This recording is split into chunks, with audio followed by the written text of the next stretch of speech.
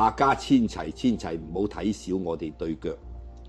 好多人每日淨係識得打扮塊面，住靚衫，買名牌包包，但係從來都冇認真睇過自己雙腳。我話俾你聽，腳絕對唔單止係用嚟成路咁簡單。喺我哋中國人嘅傳統國學同易經智慧入面，腳係你真正踩喺大地上面嘅根，係你成個生命氣機同家族風水嘅命脈所在。商學古字成日講頭上天，足上地，腳底個湧泉穴就係你生命能量同大地交匯個泉眼，腳就係你身體陰陽之氣融合嘅地方，係一個人身上最講究藏風住氣嘅風水寶地。如果個根基唔穩固，一旦對腳嘅氣場出咗問題，你後面嘅人生就真係麻煩啦。你個根會飄會負，到嗰個時候，無論你出面嘅運氣睇落有幾強，無論你每個月賺幾多錢，你都只會好似竹籃打水一場空，最後乜嘢都留唔住，甚至惹來無妄之災。我陳義飛呢，大辦事人，研究國學、易經同埋商學，睇透咗無數世態炎涼。呢次我就將呢套深藏不露嘅腳相秘密，毫無保留咁同大家做一個最完整、最透徹嘅解釋。我哋先嚟睇下人嘅腳分六大方面呢，六個特徵入面究竟隱藏咗你一生注定上大富嘅秘密，定係你天生就有勞碌命嘅驚人真相？準備好未？低頭睇下你自己對腳。我哋而家就開始解密。大家如果方便嘅話，除咗對脈睇下自己啲腳趾，邊個嘅腳趾係圓碌碌嘅，即係話呢個腳趾生得非常飽滿，用手搞落去係有彈性嘅，絕對唔係嗰種吉頭突晒出嚟寬別別嘅樣。你磨下啲腳趾甲滑溜溜，形狀偏向圓形或者橢圓形，唔係嗰種尖削擦落啲肉月面嘅。我絕對唔係同你開玩笑。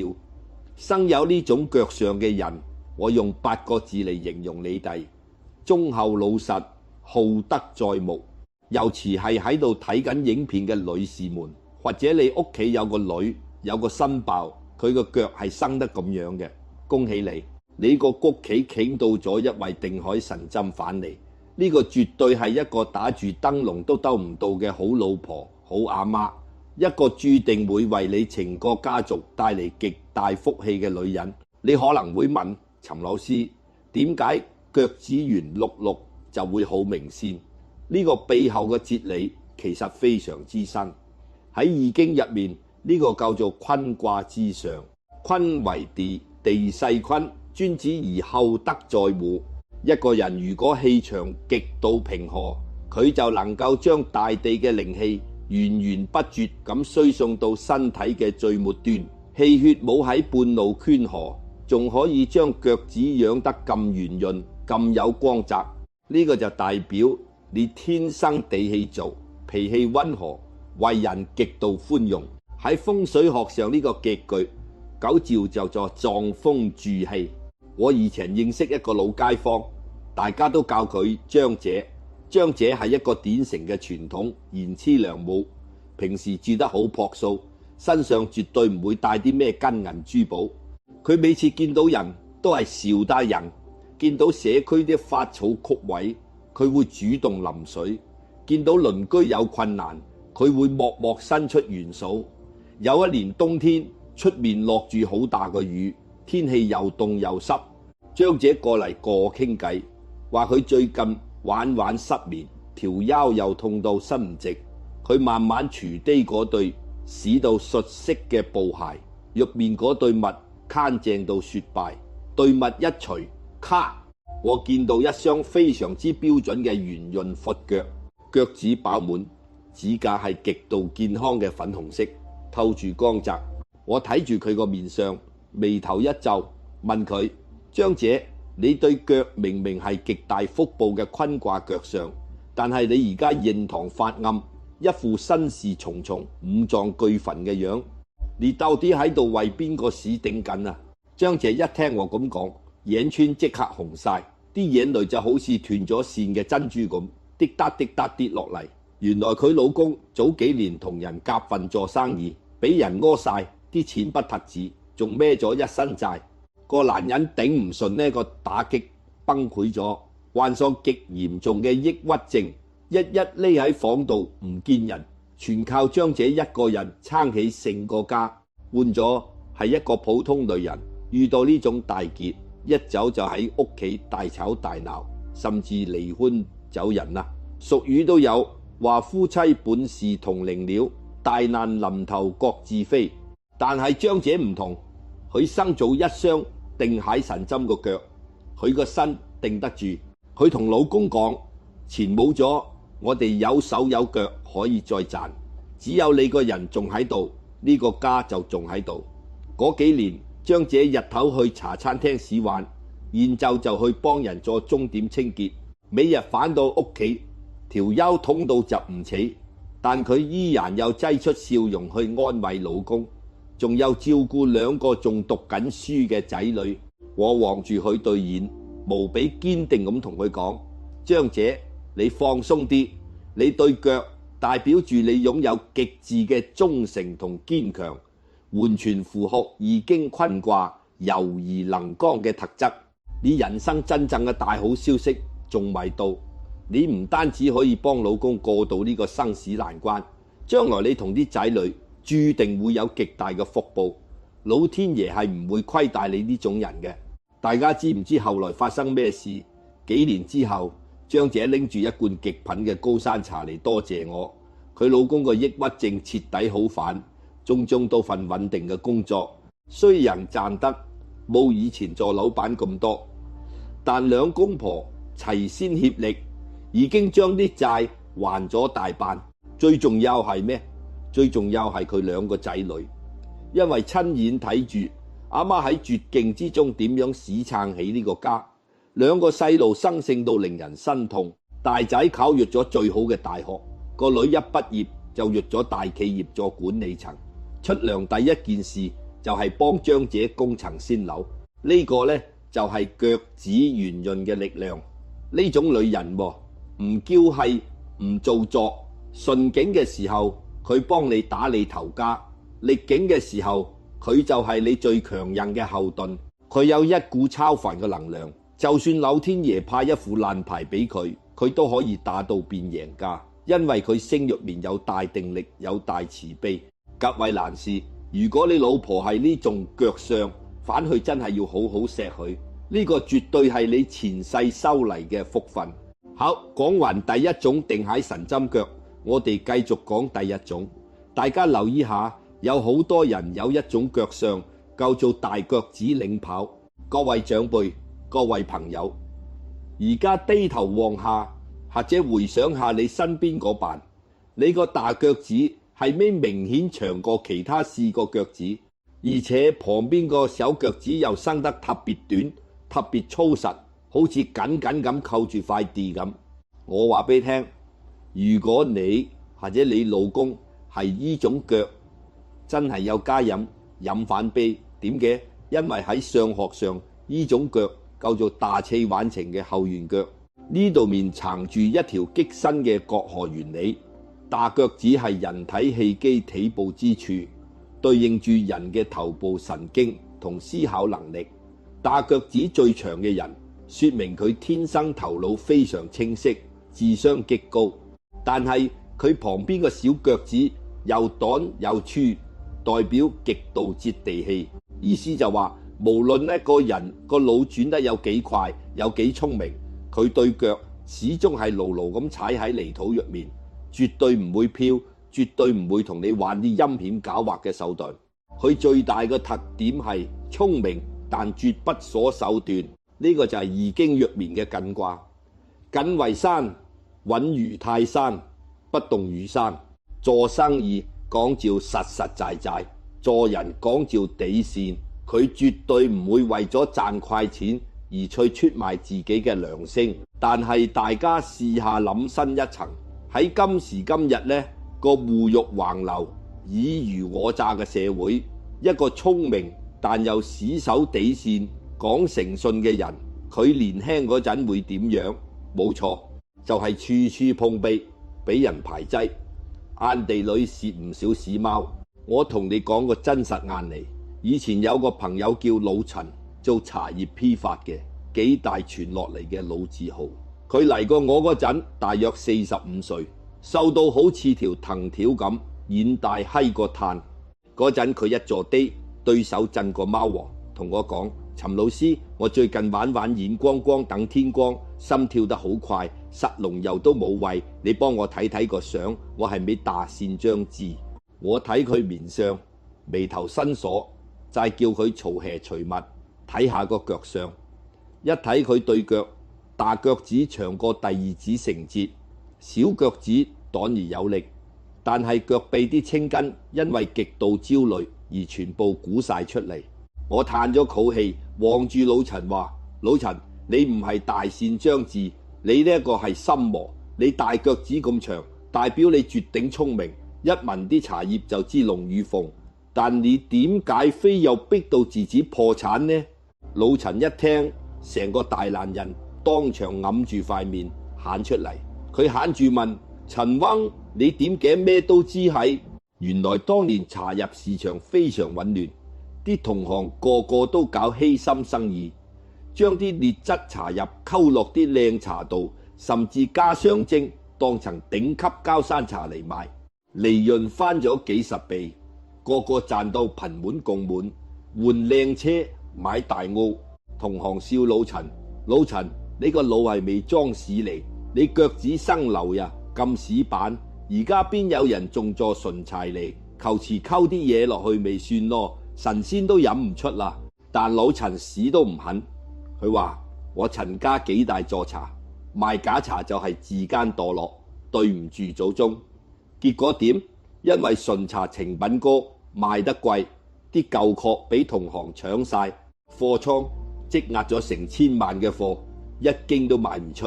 銀行貸款殺到埋身，連老婆睇病啲錢都差啲拎唔出。佢崩潰到開始懷疑人生，好人到底有冇好報？我係咩真係太蠢？我只做佢對腳講：老陳，你條腰同我挺直佢。你而家受苦係因為你喺度幫個天擋格。你呢種腳相叫做好積薄發。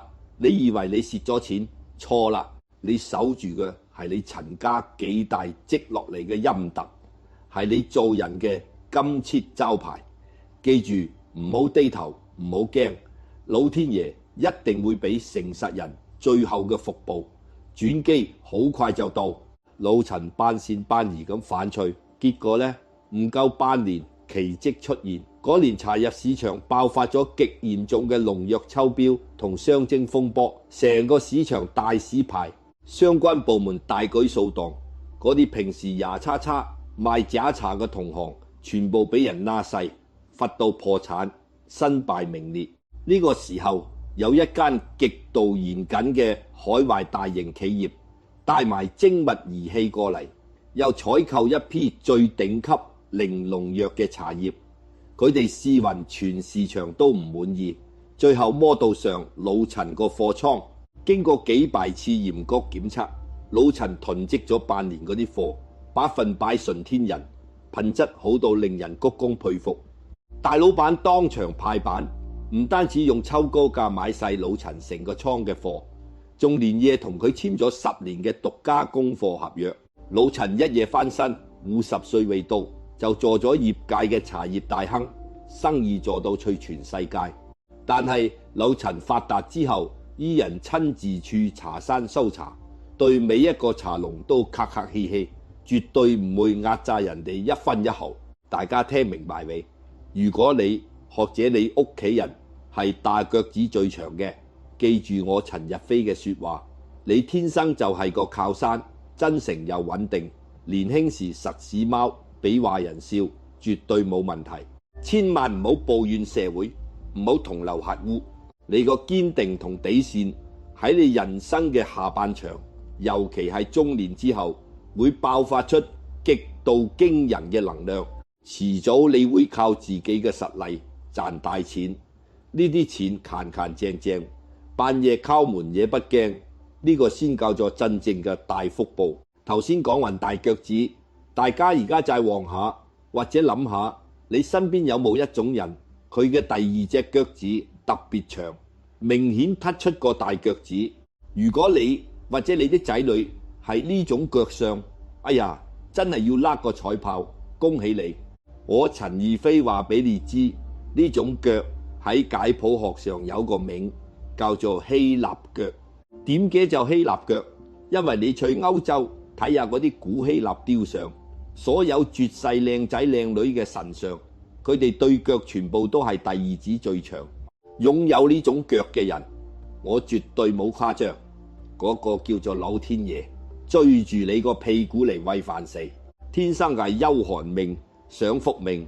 你可能會舉手問陳老師，點解前面嗰啲有危苦，佢就可以印腳享福先？呢度牽涉到易經入面嘅太卦，天地交而萬物通，上下交而其志同也。第二指最長嘅人，天生磁場順暢，氣機調達，佢哋大多非常大方，極度豁達，最重要係唔會收收埋埋，機關喪盡。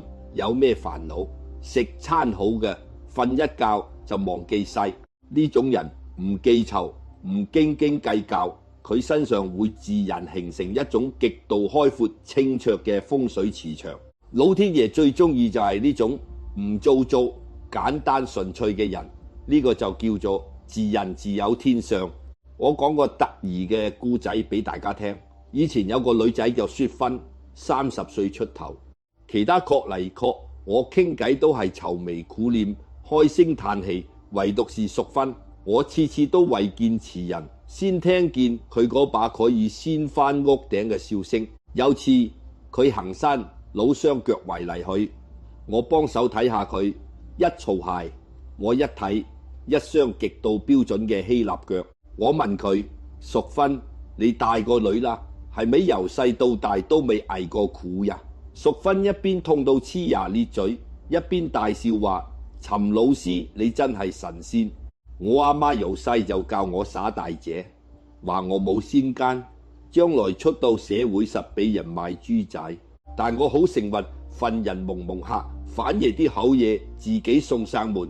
我問佢點解，淑芬話佢大學畢業入咗間大公司，入面啲同事日日搞小圈子，還辦公室政治，直頭好似拍《甄嬛傳》咁。淑芬完全唔理呢啲嘢，佢每日個腦淨係諗現就實咩好，收工去邊度還。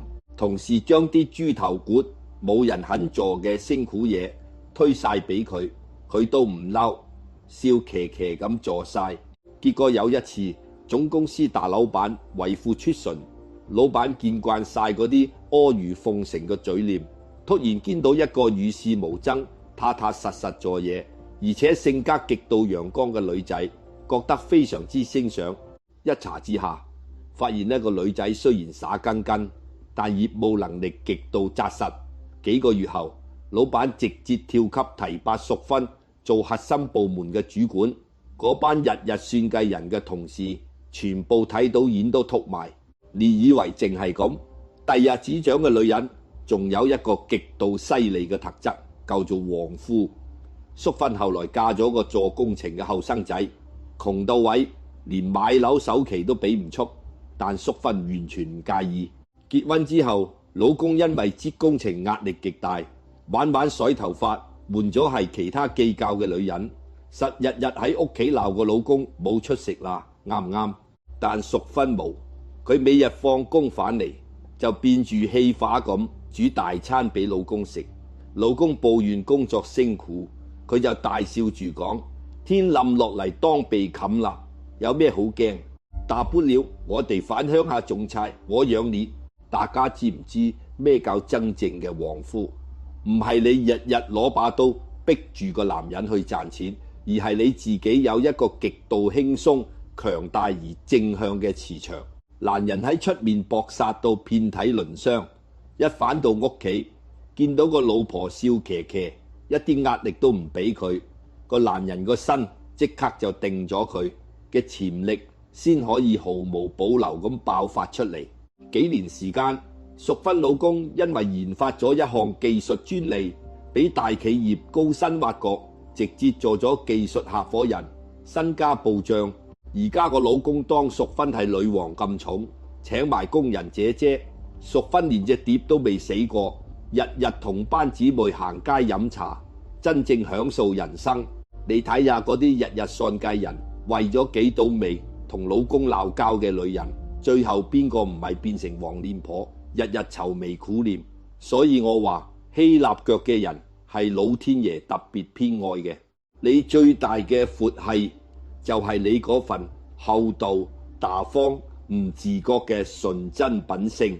只有你保持樂觀，千祈唔好學人哋去勾聲鬥角。你呢，一世注定過得令人羨慕，富足安康，逢凶化吉。好啦，頭先講完令人羨慕嘅希臘腳，但係10隻手指有長短，命運亦都各有不同。而家睇下你嘅腳趾，或者諗下你屋企嗰位，有冇一種情況，大腳趾、第二指、第三指差唔多一樣長，排埋一齊，平平直直，好似一埲牆咁。然後第4指同小腳趾突然短晒。如果你係咁樣，我陳亦飛要俾個溫馨提示你，順便斟杯清鮮茶俾你飲。因為喺上學裏面，呢種腳程有個非常明確嘅標籤，叫做勞碌腳或者叫初升腳。大家唔好急住嘆氣，聽我拆解裏面嘅玄機。點解前3指會一樣長？你試諗下，如果一個國家裏面將軍同士兵一樣高，權力一樣大，邊個都唔服邊個？呢個喺風水上叫咩？叫群龍無首，氣場散亂。喺易經入面呢，個近乎坎卦之困，思慮過多，水路不暢，反映喺性格上面，就係呢種腳上嘅人個路係永遠停唔落嚟嘅。極度嘅完美主義，咩事都想攬上身自己做，咩權力都想揸實喺手，極度唔放心交俾其他人。結果就係駝擔極重，芝麻綠豆嘅小事都有自己一個人屎狂。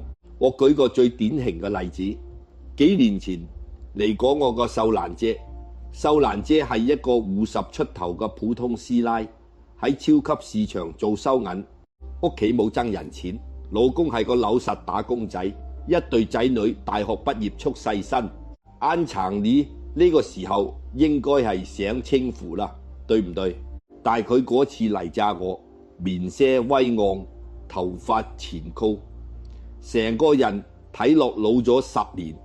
佢一坐低就嘆氣：陳大師，我真係好辛苦，條頸同膊頭刺痛，都好似孭到大石咁。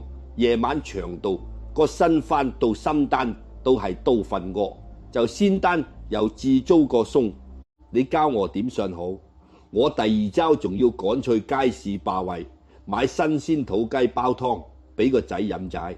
我一睇佢個氣場暗淡無光，氣血極度耗損，我教佢曹蛇一望，果不其然，前3隻腳趾平到好似把沙咁。我一臉嚴肅咁問佢：秀蘭姐，你係咪覺得全世界都欠咗你？你係咪覺得冇咗你，你成個屋企會即刻冧檔，連飯都冇得食？秀蘭姐低我一低，即刻好似賭賭咁同我大吐苦水。陳翁，你真係靈，你都唔知啊！我老公掃地永遠淨係掃中間，搞落頭啲墟完全唔理。我次次都有跟佢喂齋掃一次。我個女搬咗出去住，嗰個屎懶鬼點會識照顧自己？我每個禮拜2都有搭成個鐘車去幫佢洗床單、執屋，仲有煮定1個禮拜嘅飯盒，雪喺雪櫃。仲有我個仔啱啱識咗個女朋友，打屎到屎，我晚嘈到瞓唔着，驚個仔將來危考呀！各位長輩聽住，你哋當中有冇人係咁樣？我當時一啲面都冇俾，直接鬧醒秀蘭。秀蘭，你呢啲根本唔係偉大，你呢啲叫做捉蟲入屎窟，自找麻煩。先藏神呢，你將所有心思、所有神髓全部消耗喺呢啲雞毛蒜皮個小事上面，你個神早就散晒啦。老公掃地唔勤淨又點？角落頭有少少虛會使人係。個女唔識煮飯又點？肚餓佢自然會識得叫外賣，可煮麵。個仔拍拖係佢自己嘅人生，你湊嚟做咩？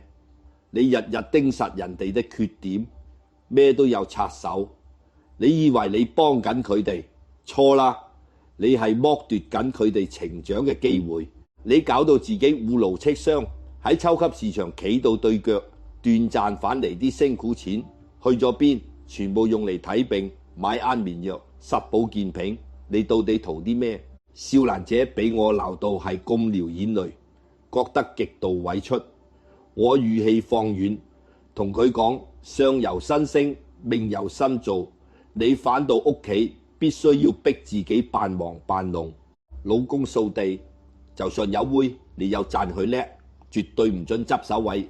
禮拜二唔准去個女度，自己落公園跳下舞，練下氣功。仔女大個，自有佢哋嘅福報，只有大方向冇錯，由得佢哋去撞板啊！後來少蘭姐聽咗我勸，雖然開頭扮盲嗰陣周身唔聚財，但喺刻意放下之下，佢個睡眠終於好返。佢驚訝咁發現啊，原來佢唔執手尾。老公見到污糟係會自己去洗碗嘅，個女肚餓係會自己上網學嘴碗嘅。氣泄一通，少蘭姐面上啲斑都彈晒。所以熒幕前嘅朋友們，如果你都係前三子齊平嘅勞碌腳，你絕對係個好人，唔貪慕虛榮。但你最大個致命傷就係唔識得扮蠢，乜都攬上身，最後傷及根本。日後喺心入面餓三聲，放下隨他去，難得糊塗，慳返啲精力，好好享受你自己嘅人生啦。好啦，講完啲腳趾，大家而家將視線移上啲，唔睇腳趾，用手摸下你個腳臂，細聲感受下你個腳臂係鉗啤啤、瘦掹掹，啲青筋好似蚯蚓咁一條條鼓晒出嚟，定係幼幼地非常豐滿，摸落去有彈性，完全摸唔到啲鼓，甚至連一條靜脈都睇唔到。如果你或者你屋企人個腳臂係特別豐潤有油嘅，哎呀，我尋日飛真係有企起身俾啲掌聲你。喺上學入面呢個係一個極度好嘅兆頭，叫做平原廣大，月面撐住嘅係大富大貴嘅福氣。老一輩叫呢種做貴人族。頭先講完腳臂，而家你抬起隻腳或者沖涼洗腳嗰陣，攞塊鏡照下呢個腳底，重點睇下腳踭同腳掌聲嘅位置有冇一粒稀稀實實圓形嘅釘，即係痣。如果有，或者你屋企人腳底有呢種痣，哎呀，我陳義輝要再放多個大彩炮，恭許你千萬唔好將呢粒當成普通嘅。喺幾千年嘅上學古籍入面呢，呢個叫做足底生聲。古書有言：腳踏一聲，能勇千兵。傳說中嘅漢高祖劉邦、明太祖朱元璋腳底都有痣。呢個係極度罕見嘅將相之命，夫得留有。易經乾卦有言：飛龍在天，利見大人。呢啲字就好似扎根喺你生命最深層嘅定海神珠。腳底有痣嘅人，性格特別內斂，極度深沉。佢哋絕對唔會甘於平凡，天生有極強嘅領導慾望同驚人嘅野性能量。佢哋注定有南征北討、發號施令，闖出一番驚天動地嘅大事業。但係大家又知道，龍為升天之前喺泥水入面翻騰，喺普通人眼中佢就係一個極度令人頭痛嘅麻煩友、破壞王。我講過身邊嘅母子眼妮，阿媽叫陳姐，係個極度保守嘅小學訓導主任，一世人循規蹈矩。有次佢扯住個廿出頭嘅仔阿傑嚟我睇相，阿傑呢個罐仔濃眉大眼，精神奕奕，但皺住眉頭，一副吊兒郎當唔順氣嘅樣。一入嚟，陳姐就大鬧：陳翁，你幫我睇下呢個衰仔，睇下佢個傷係咪生壞咗。我求神拜佛，搭通天地線，幫佢喺政府部門搬咗份鐵飯碗，佢做唔夠3個月，竟然炒咗個亞頭魷魚，話咩有自己出去做大生意，日日喺外面搞風搞雨，蝕咗2次錢都唔吱聲。佢簡直去我屋企個計時炸彈呀！阿傑坐喺旁邊，頸都認細，一句聲都唔出。我教佢嘈氣嘈物，我隻眼一較，喺佢右腳腳底板靠近湧泉穴偏下手嘅位置，生咗一粒黑到咁大嘅河字，氣得發亮，極度清晰。我面石一正，同陳姐講：陳老師，你唔好再鬧佢啦，你就算將佢綁喺張台度，佢都係坐唔定啫。你睇下佢腳底呢字。陳姐行埋處望，一頭霧水。生念啊，有咩問題啊？我解讀俾佢聽，你個仔腳底呢粒字格局叫做狀如於水，佢天生就係帶住驛馬星出世，注定有周圍跑，係有座千軍萬馬嘅領頭羊。佢點會肯出就喺一個小辦公室度做打字員？我轉頭望住阿傑，極度嚴肅咁講：後生仔，你而家之所以處處碰壁輸錢，就係因為你目前個閱歷根本撐唔起你龐大個野心。你個命格絕對唔可以被困喺冷氣房裏面。阿傑呢個死硬派嘅板仔聽完我呢番話，眼眶瞬間紅細，因為由細到大，全世界都當佢係不務正業嘅反叛青年。唯獨是我陳日飛睇穿咗佢心底嗰團火，肯定咗佢嘅抱負。經過嗰次新談，陳姐終於咬緊牙關，將自己一半嘅退休金拎出嚟，放手俾阿傑去東南亞創業。大家估下發生咩事？幾年後，陳姐又嚟我，哎唷，坐住部過8萬嘅保姆車，有司機開門。陳姐住到一身紅當當，捉住我隻手，激動到震。陳老師，你真係我哋陳家嘅大恩人。以傑去咗東南亞之後，簡直係如魚得水，蛟龍如海。佢膽識過人，而家喺嗰邊開咗3間大成加工廠，手下管住幾千個工人。佢啱啱仲喺半山買咗層超級豪宅俾我養老。我呢世人都未發過咁大個夢呀！各位聽好。如果你屋企有個極度唔聽話、成日頂頸、控制唔到嘅後生仔，千祈唔好急住打罵，等佢夜晚瞓着，掀開張被睇下佢腳底有冇痣。如果有，聽我講，絕對唔好用你老一輩嗰種求安穩嘅保守思想去綁死一條天生有飛天嘅龍。腳底有痣嘅人，帶住驛馬星，注定有離鄉別井，喺亂世中處大財。你有做嘅只有一件事。教識佢做人嘅道德底線，然後徹底放手，由得佢去外面嘅世界去闖、去蒲、去流血，佢哋一定會戰鬥到最後一刻。呢個就係腳底生星嘅震撼真相。國學老祖宗成日講相由心生，命由心造。風水學亦有一句至理名言：佛地佛人居。我同你講句最坦白嘅說話。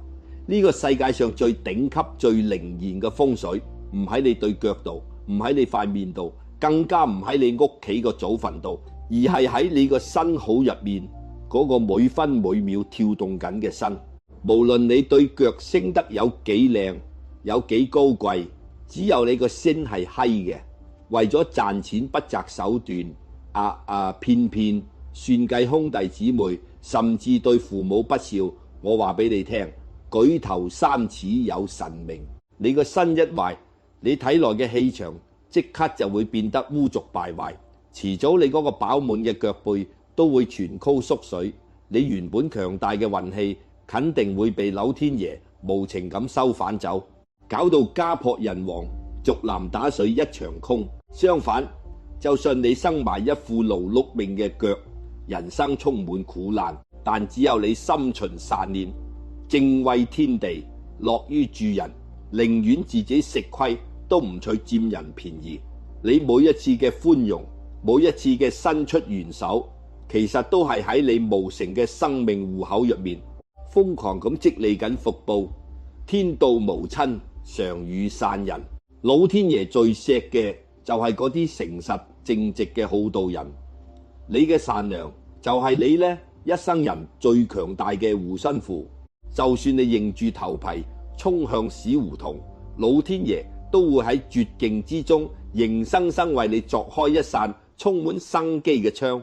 有咗呢顆善良嘅心，你對腳先可以真正腳踏實地，呢個先係真正牢不可破嘅金剛不壞之身。希望大家都可以腳踏實地，心中有光。如果你覺得呢支影片幫到你，記得點讚分享俾你身邊最作緊嘅人。祝大家平安健康，好運連連，每一次出入都大吉大利。